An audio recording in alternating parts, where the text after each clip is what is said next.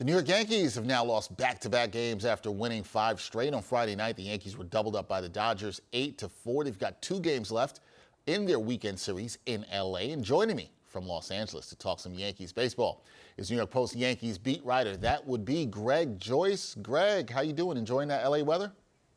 It's good, Dex. How you doing?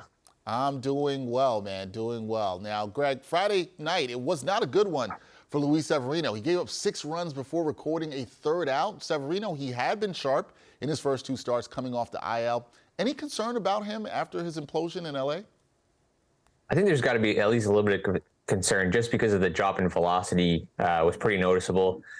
Severino and Aaron Boone kind of downplayed it, but his fastball had averaged 97.3 miles an hour in his first 2 starts, and then in Friday night it averaged 95. So when it's down like 2 miles an hour at least, that always kind of catches your eye. Sometimes it means something physical, sometimes it can just be something mechanically or otherwise. So Severino said he was going to look into it on Saturday, but he didn't seem too concerned. He was more bothered by the location of his pitches. He said, he'd love to throw 99 and put it wherever he wants to, but he thinks if he throws 95 and he's able to locate it, that's fine too. But he just wasn't able to locate it as well as he wanted to last night. A lot of stuff leaking over the middle of the plate, and the Dodgers just crushed it. So, it's still only 3 starts into his season. The first 2 had been, better than expected, I think, just given how much time he'd missed. So he was, one clunker is not necessarily the end of the world, but be interesting to see how, where that velocity can get back to moving forward, because the Yankees had been encouraged by where that velocity was through his first 2 starts. So, I think getting him back there is big, but also, like he said, the location, he just was off. So, all right, something to keep an eye on, the location and the velocity with Severino moving forward. Now, looking at some positives from last night, Greg, Josh Donaldson and Giancarlos Stanton, they both returned to the lineup, and they both homered. Donaldson actually had 2 homers on the night. So with both players back, how much better can this Yankees offense get over the next few months?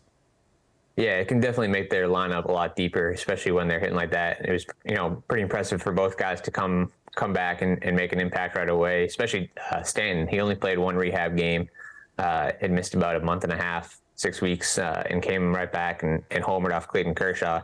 And Donaldson, who hadn't played in 2 months, he did play four rehab games, I think, to try to get his timing down, but he hits 1 home run off Kershaw and then another 2-run shot in the 9th inning. So that was his first multi-home run game as a Yankee.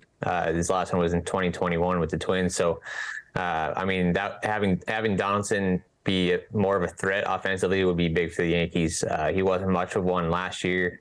He would kind of go in spurts here and there, but he never really got into a groove, caught fire for an extended stretch. So, the Yankees have insisted since spring training. Aaron Boone has been, one of his biggest supporters, and that he still thinks there's something there left in the tank offensively for Donaldson at 37 years old. And Donaldson said last night he still thinks there's more left there too. But he also said that, Friday was 1 game. He's got to do it again moving forward. So, but just to have those guys back in the lineup, that's big. Donaldson being at third base, stand at DH at least for the next 2 weeks before he maybe mixes in some outfield. Obviously, they're going to have to make some lineup decisions just in terms of DJ LeMahieu sat last night.